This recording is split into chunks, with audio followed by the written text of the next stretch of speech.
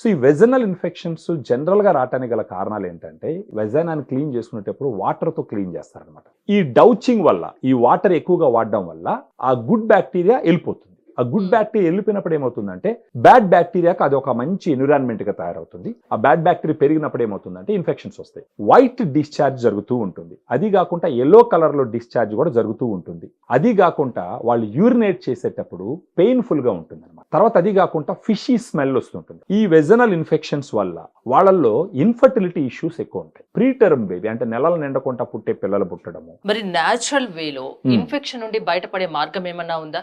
మనకి తెలిసేది వచ్చేసి ఫెమిడిలైట్. అసలు ఏముంది దీంట్లో?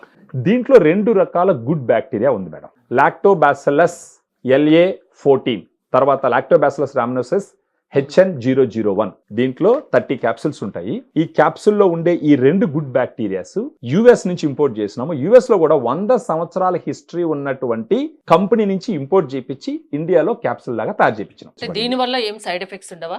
ఇది యాక్చువల్ గా FSSA ప్రొడక్ట్.